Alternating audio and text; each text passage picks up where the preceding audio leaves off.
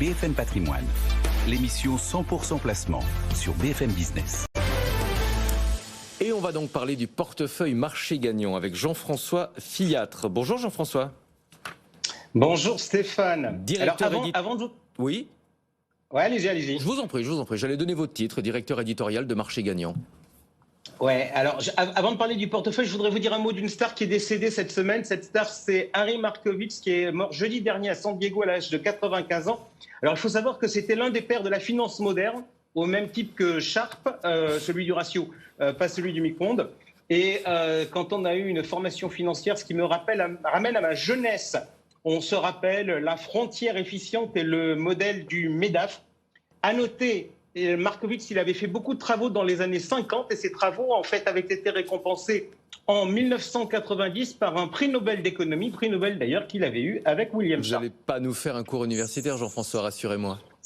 Non, Choupinette ne comprendrait pas. Non, j'ai commencé par rebondir sur un débat récent sur des réseaux sociaux où un conseiller financier a eu la gentillesse de louer mon objectivité. Alors, comme je suis un sale gosse, je suis rentré dans le débat pour lui dire que si on me demandait mon avis, je ne mentionnerais pas ce qualificatif et qu'indépendant me paraissait plus cohérent. Alors, est-ce que je suis objectif ?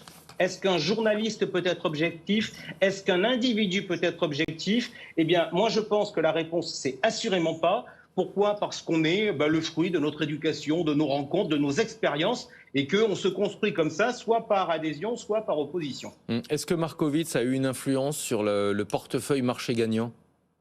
Assurément. Markowitz, il défend une idée autour du thème de la construction de portefeuille et c'est la fameuse frontière efficiente. Celle-ci, elle repose en fait sur la notion de couple rentabilité-risque. Bref, on dit en fonction du comportement des différents actifs, on va faire tourner des ordinateurs.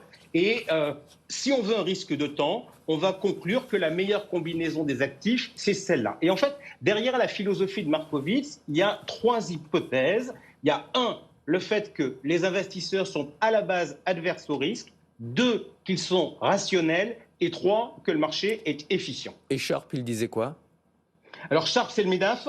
C'est l'idée que le temps et le risque sont rémunérés. Alors tout ça, ça date un peu des années 50. Mais pourquoi j'en parle aujourd'hui ? Parce qu'en fait, c'est la base de toute notre réflexion et de toute notre réglementation dans le monde de la finance.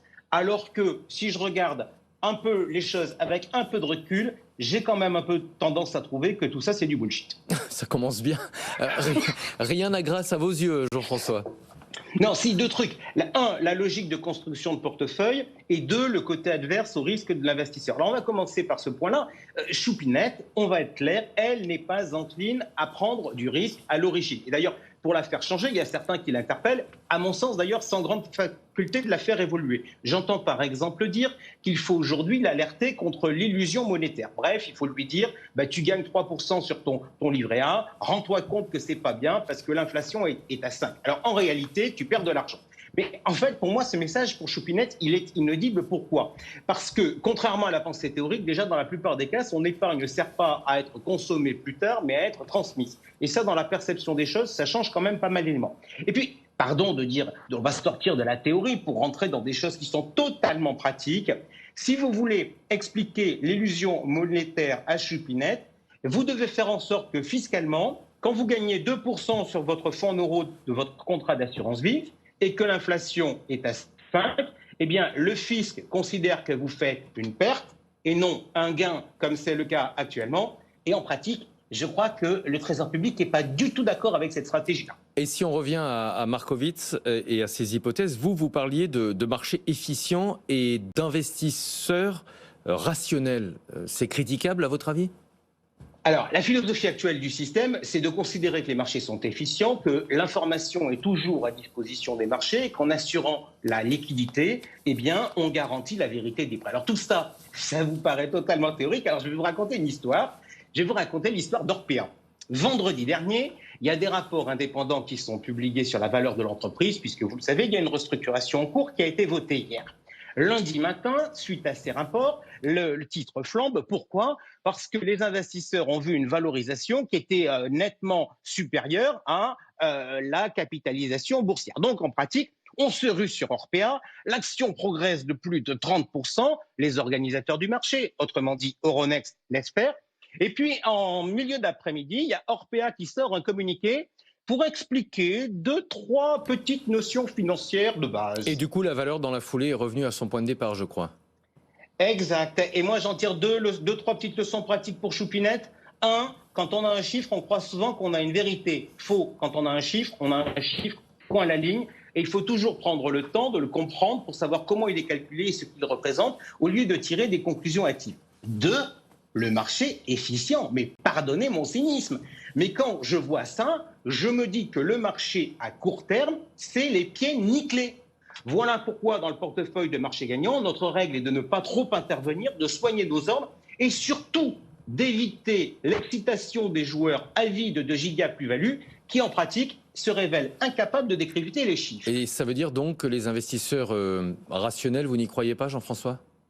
Non, absolument pas. Les investisseurs, y compris les pros, ils s'enflamment, ils moutonnent, mais leur nature n'est en rien rationnelle. Qui y avait-il de rationnel, mon cher Stéphane, à acheter des obligations à taux négatif, hormis à espérer que les taux deviennent encore plus négatifs? Donc, dans le portefeuille de marché gagnant, la logique qu'on a retenue, c'est marché gagnant fixe la règle du jeu et les internautes choisissent les valeurs. Et en pratique, notre rôle à nous, c'est d'essayer de mettre de la rationalité dans des comportements qui, traditionnellement, ne le sont pas. Et je commence à comprendre où vous voulez en venir, Jean-François. Sharpe, Markovitch, ce sont des modèles où le couple rendement-risque est au cœur de la réflexion. Oui, et puisqu'on fait pas, on fait de la théorie, mais on fait de la pratique, on va poser des questions simples. Stéphane, je vous donne 2 placements. Vous en avez un qui rapporte régulièrement 0,02% par semaine et un autre qui vous fait perdre tout aussi régulièrement 0,02% par semaine. Question, Stéphane, quel est le plus risqué? J'en sais rien, pour être honnête. Je vais dire celui qui fait perdre 0,02%. Eh bien, vous n'avez pas l'âme d'un prix Nobel. Pourquoi? Parce que l'indicateur de risque qui est admis depuis l'époque de Sharpe et de Markovitch, c'est ce qu'on appelle l'écart type des performances. Et dans mon cas d'école, la volatilité entre un placement qui gagne 0,02 par semaine ou un placement qui perd 0,02% par semaine, eh bien, c'est exactement la même. La vol, comme disent les professionnels, c'est quelque chose qui est largement critiquable, mais ça n'empêche pas les régulateurs de nous demander d'utiliser des indicateurs de vol, par exemple dans les documentations commerciales qui sont remises aux clients sur des SICAV et des fonds communs de placement. Je vois que votre construction intellectuelle, elle s'est faite surtout dans l'opposition. Je vous laisse conclure, Jean-François, on est un petit peu en retard. Ouais, en pratique, moi je vais être relativement simple. Je pense qu'effectivement on a des problèmes très clairs par rapport à toute cette stratégie qu'on nous a donnée. Et en fait, derrière toute cette stratégie et cette théorie, on cherche à trouver des martingales. Aujourd'hui, moi, je constate que tout le monde a pour socle intellectuel quelque chose qui me semble faux. Moi, je retiens une chose. Le sujet majeur, c'est la construction de portefeuille. C'est la valeur du portefeuille qu'il faut regarder. Et au sujet, je fais remarquer que les courtiers en ligne, les services qu'ils proposent sont totalement indigents en la matière. Et puisque l'heure tourne et que j'avais des recommandations à vous donner en termes de valeur sur le portefeuille, je vous propose que Julie nous fasse un petit synthé pour les questions-réponses tout à l'heure. Et on se retrouve dans 45 minutes pour parler de ces recommandations. Allez, le rendez-vous est pris. Merci beaucoup, Jean-François.